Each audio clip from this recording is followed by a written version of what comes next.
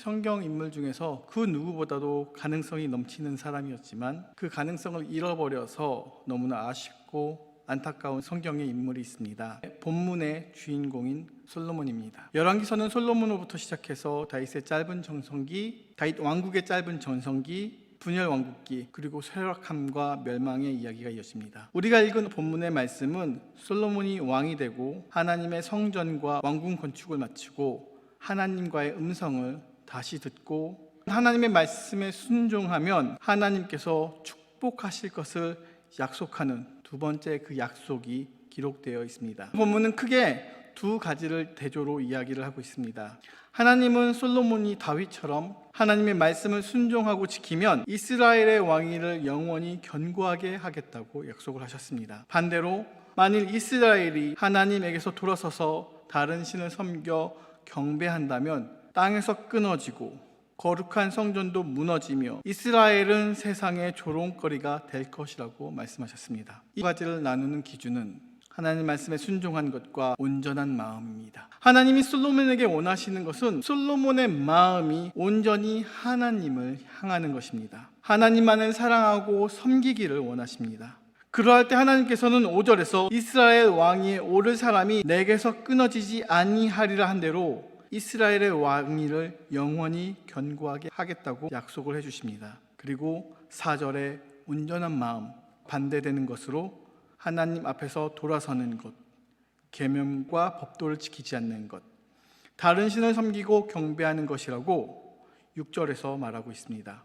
쉽게 말해서 하나님 앞에서 한눈을 파는 것입니다. 하나님 앞에서 하나님이 아니라 다른 것을 보는 우상 숭배입니다. 8장에서 솔로몬은 분명히 성전을 봉헌하면서 하나님을 사랑하겠다고, 하나님만을 섬기겠다고, 예배하겠다고 백성들과 함께 하나님께 약속을 했습니다. 우리들도 역시 하나님을 알아가고 하나님을 고백하는 그 순간부터 하나님을 사랑하고 섬기겠다고 약속을 합니다. 그럼에도 불구하고 이스라엘 백성들은 그 약속을 저버렸습니다. 우리도 마찬가지입니다. 우상 숭배는 하나님을 향한 나의 마음이 하나님이 아닌 다른 것을 향하고 하나님을 향한 사랑이 하나님이 아닌 다른 곳으로 흘러가는 것을 말합니다. 단순히 내가 하나님이 아닌 다른 신을 믿는 것만이 우상 숭배가 아니라는 것입니다. 하나님보다 우선시하는 것이 있을 때 그것이 우상 숭배입니다. 이 두 가지는 너무나 선명하게 구분이 됩니다. 하나님을 사랑함으로 복을 받을 것인지, 하나님을 버리고 하나님을 떠나서 우상을 섬김으로 재앙을 받을지를 결정하면 됩니다. 그런데 이스라엘 백성은 이 쉬운 선택지를 앞에 두고 잘못된 결정을 내립니다. 그들은 우상을 섬겼습니다. 그들의 지도자였던 솔로몬 역시 같은 길을 가고 있습니다. 우리는 어떻게 살고 있습니까? 오늘을 사는 우리들에게도 마찬가지입니다. 하나님보다 우선되는 것을 내 마음에 놓고 사는 것입니다. 저는 본문을 읽으면서 어떻게 우리가 더 하나님의 말씀에 순종하면서 살 수 있을까를 고민했습니다. 답은 간단합니다. 온전한 마음입니다. 그런데 본문을 반복해서 읽으면서 온전한 마음에 대해 묵상하면서 이것이 쉽지 않겠구나라는 생각이 들었습니다. 하나님을 향해 온전한 마음을 갖는 것 어렵습니다. 일상 속에서 우리는 너무나 쉽게 하나님보다 앞서는 것들이 생깁니다. 재물이 그렇고, 시간이 그렇고, 자녀가 그렇고, 사랑하는 사람이 그렇습니다. 그럼 우리는 이 앞서는 것이 생겼을 때 어떻게 해야 하나 생각을 했습니다.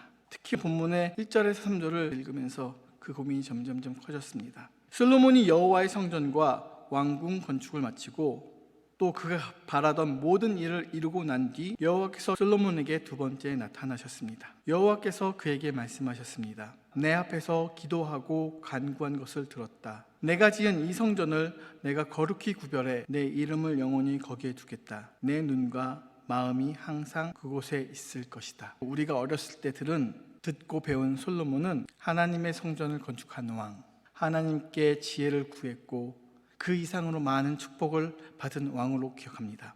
그래서 우리가 본받을 만한 성경 인물 중 한 명으로 기억하고 말씀도 많이 들었던 것을 기억합니다. 그런데 나이가 들어가면서 성경을 더 읽고 배울수록 몇 가지 의문점이 솔로몬에서 보여집니다. 왜 이스라엘 왕국은 솔로몬 이후에 분열되었을까? 진짜 솔로몬은 지혜의 왕이었을까? 그런 질문들이 계속해서 머리에 스쳐갔습니다. 하나님의 말씀에 순종하면 우리가 하나님께 끊어지지 않을 것임을, 그리고 하나님을 떠나면 우리가 하나님으로부터 끊어질 것임을 하나님은 우리에게 말씀하시고 계십니다. 본문의 1절을 읽으면 무엇인가 방향을 잃어버린 솔로몬의 모습이 아닌가라는 생각이 어렴풋이 들기 시작합니다. 솔로몬이 여호와의 성전과 왕궁 건축하기를 마치며 자기가 이루기를 원하던 모든 것을 마친 때라고 합니다. 두 가지가 눈에 거슬립니다. 첫 번째는 성전과 왕궁 건축하기를 한꺼번에 묶었습니다. 두 번째는 자기가 이루기를 원하던 모든 것을 마친 후에 라는 것이 눈에 보였습니다. 본문에서 하나님께서 솔로몬에게 나타나신 시기는 정확하게 기록되어 있지 않습니다. 그렇지만 여호와의 성전과 솔로몬의 왕국 건축이 마쳤다는 기록으로 봐서는 성전의 7년 건축, 왕궁의 13년 건축이 끝나고 20여 년이 되는 시점에서 하나님께서 솔로몬에게 나타나셨다고 생각할 수 있습니다. 하나님께서는 기브온에서 1,000번째를 끝낸 솔로몬에게 나타나셨을 때와 같이 똑같은 모습으로 다시 나타나셨습니다. 기브온에서 처음 솔로몬에게 나타나셨을 때는 하나님께서는 솔로몬에게 무엇을 줄까라고 하셨을 때 솔로몬은 하나님께서는 아버지 다윗 왕에게 은혜를 주셨고 그래서 자기가 왕이 되었다고 고백하며 하나님께 먼저 영광을 돌립니다. 그리고 자신에게 하나님의 백성을 바르게 다스리기 위해 선악을 구별할 수 있는 분별력을 구합니다. 그러한 솔로몬의 마음과 대답에 너무나 흡족하신 하나님께서는 세상의 누구와도 비교할 수 없을 만큼 많은 지혜와 또한 구하지 않은 것들마저 주시겠다고 축복을 하십니다. 하나님께서는 이러한 축복을 누리기 위해 하나님의 길로 행하며 하나님의 법도와 명령을 지켜야 한다고 하셨습니다. 하나님의 길을 행한다는 것은 본문에 비추어 보면 하나님께 온전한 마음으로 순종하며 하나님으로부터 눈을 돌리지 않는 것을 말합니다. 죄는 하나님께로부터 눈을 돌리는 것이고 우리의 몸을 돌리는 것이며 우리의 생각을 돌리는 것이고 우리의 마음이 온전히 하나님을 바라지 않는 것입니다. 솔로몬의 인생은 세상의 지혜와 부를 떨친 왕으로 기록되어집니다. 하지만 그는 하나님 앞에 온전히 서지 못했습니다. 하나님과의 기브온에서의 첫 번째 만남 이전에 솔로몬은 바로의 딸과 결혼을 했었고 그 이후로도 수백 명의 왕족 출신의 여인들과 결혼하고 그들을 아내로 맞았습니다. 그러기에 열왕기서 11장에서 솔로몬의 이야기를 이렇게 합니다. 왕은 후궁이 700명이요 첩이 300명이라 그의 여인들이 왕의 마음을 돌아서게 하였더라. 솔로몬의 나이가 많을 때 그의 여인들이 그의 마음을 돌려 다른 신들을 따르게 하였으므로 왕의 마음이 그의 아버지 다윗의 마음과 같지 아니하여 여호와 앞에 온전하지 못하였으니 라고 기록되어집니다. 하나님께서는 솔로몬에게 내게 이러한 일이 있었고 또 내가 내 언약과 내가 내게 명령한 법도를 지키지 아니하였으니 내가 반드시 이 나라를 내게서 빼앗아 내 신하에게 주리라. 성전과 왕궁을 건축하는 20년이라는 시간은 솔로몬 왕의 마음이 하나님으로부터 멀어지는 시간이었습니다. 자신의 만족이 조금씩 커져갑니다. 그의 마음이, 그의 시선이 하나님으로부터 세상으로, 재물로, 여자로, 명성으로, 영광으로 돌려집니다. 하지만 솔로몬 왕은 여전히 하나님께 기도하고 있었습니다. 어쩌면 본문에 나오는 하나님의 응답하심은 우리에게 주시는 동일한 기도의 응답일 수도 있습니다. 우리는 여전히 교회에 나오고 기도하고 찬양을 합니다. 하지만 우리는 세상 속에서 이런 저런 이유로 온전히 하나님께 우리의 마음과 우리의 삶과 우리의 믿음과 우리의 시간을 드리지 못할 때가 너무나 많습니다. 아마도 우리가 어떤 상황에서 갑작스럽게 하나님과의 결단이 필요한 시기가 오면 우리는 하나님을 찾을 수도 있습니다. 하나님은 전능하신 분이시고 우리의 하나님이니까요. 하지만 우리의 죄는 우리를 조용히 죄에 젖어들게 만듭니다. 우리의 죄는 우리의 눈을 하나님에서부터 다른 것으로 돌리게 됩니다. 우리의 죄는 우리를 조금씩 젖어가며 하나님께로부터 멀어지게 합니다. 솔로몬은 이스라엘의 왕으로서 하나님을 섬기는 왕으로서의 삶을 살아가고 있지만 사실 그는 죄에 빠져가고 있었던 것입니다. 그리고 그는 마음을 돌려 하나님을 떠나버리고 맙니다. 우리는 깨어 있어야 합니다. 우리는 매일매일 우리 스스로를 새롭게 자각함으로 내가 온전히 하나님을 바라보고 있는가를 매 순간순간 확인하며 살아야 합니다. 우리가 기도를 하고 있지만 우리의 기도가 정형화되어 있는 것은 아닌가 생각을 해보아야 합니다.